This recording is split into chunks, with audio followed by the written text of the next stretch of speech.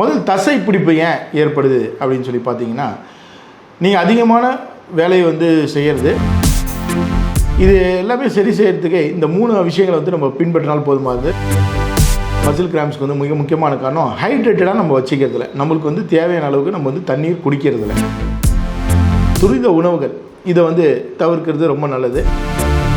இதில் magnesium rich எதில் கிடைக்கும்னா, மாதவிடாய் சமயத்தில் வரக்கூடிய இந்த மசில் கிராம்ஸுமே பார்த்திங்கன்னா, ஆயுர்வேதின் கூட சொல்லக்கூடிய இந்த ஃப்ளாக் சீட்ஸ் நீங்கள் அடிக்கடி எடுக்கும்போது பார்த்திங்கன்னா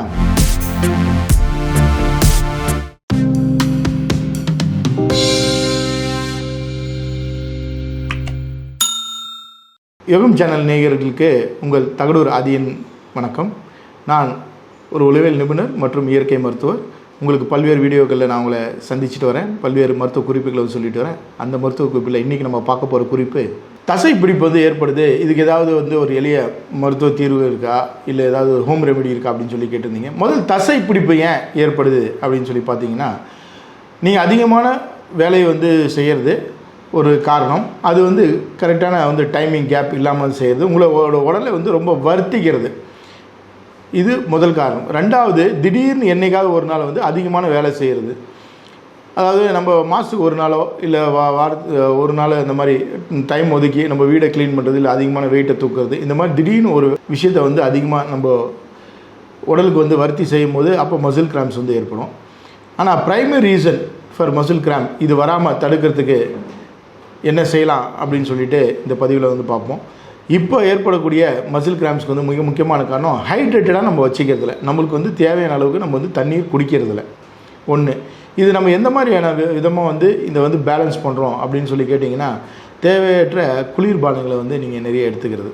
இதனாலேயும் நம்ம ஹைட்ரேட் ஆகுது அப்படின்னு சொல்லி நீங்கள் நினைக்கலாம். அதில் நிறைய கெமிக்கல்ஸ் போகுது. இதனால் நம்மளுக்கு எந்த விதமான நல்ல பாசிட்டிவான விஷயங்கள் எதுவும் நடக்கிறதில்ல. குடும்ப அளவுக்கு நம்மளுக்கு பாதிப்புகள் தான் நிறைய ஏற்படுது. இது ஒரு காரணம். அடுத்து, நம்ம எடுத்துக்கூடிய உணவில் மெக்னீஷியம் குறைபாடு இருந்துச்சுன்னா இந்த மசில் கிராம்ப் ஏற்படும்.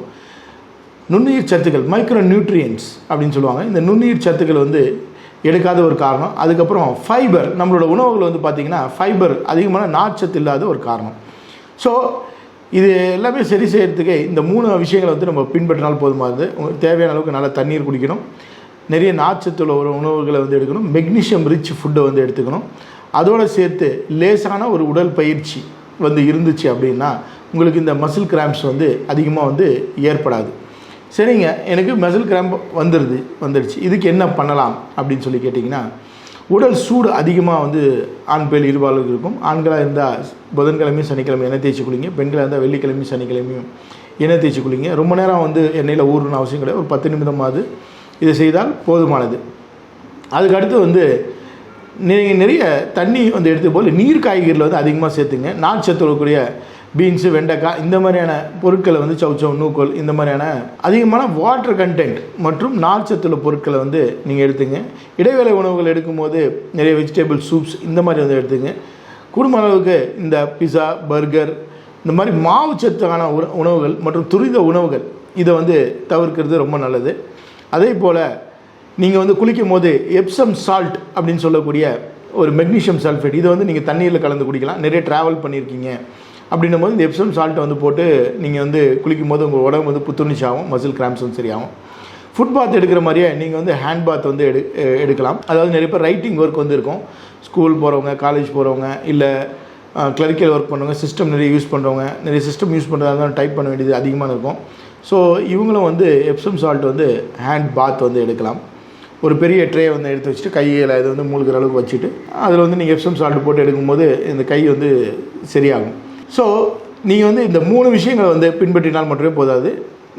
நல்ல தண்ணி குடிக்கணும், நீர்ச்சத்து நார்ச்சத்தில் காய்கறிகள் எடுக்கணும், லேசான உடற்பயிற்சி பண்ணணும், இந்த மாதிரியான மெக்னீஷியம் ரிச் ஃபுட்டு எடுத்துக்கணும். இதில் மெக்னீஷியம் ரிச் எதில் கிடைக்கும்னா, உங்களுக்கு நட்ஸில் கிடைக்கும், சீ ஃபுட்டில் கிடைக்கும், சிறுதானியங்கள்லாம் உங்களுக்கு கிடைக்கும், சாமை, வரகு, திணை, இந்த மாதிரி ஏதேனும் ஒரு விதமாக ஒன்றா பொங்கலாவோ இல்லை ஒரு பிஸ்கெட்டாவோ நீங்கள் வீட்டில் ஒரு ஸ்வீட்டாவோ இல்லை ஒரு ஸ்நாக்காவோ நீங்கள் சிறுதானியங்களை நீங்கள் செய்து வந்து பயன்படுத்தும் பொழுது உங்களுக்கு வந்து இந்த மசில் கிராம்ப்ஸ் வந்து முற்றிலும் வராது. குறிப்பாக வந்து பெண்களுக்கு மாதவிடாய் சமயத்தில் வரக்கூடிய இந்த மசில் கிராம்ப்ஸுமே வந்து பார்த்திங்கன்னா ஆயுர்வேதின் கூடிய சொல்லக்கூடிய இந்த ஃப்ளாக்ஸ் சீட்ஸ் வந்து நீங்கள் அடிக்கடி எடுக்கும்போது வந்து பார்த்திங்கன்னா உங்களுக்கு இந்த கிராம்ப்ஸ் வந்து வராது. அது மாதிரி மலம் வந்து நல்லா கழியும். உங்களுக்கு மலம் நல்லா கழிச்சுன்னா கேஸ்ட்ரிக் கம்ப்ளைண்ட் வராமல் இருந்துச்சுனாவே உங்களுக்கு இந்த தசைப்பிடிப்பு வந்து ஏற்படாது.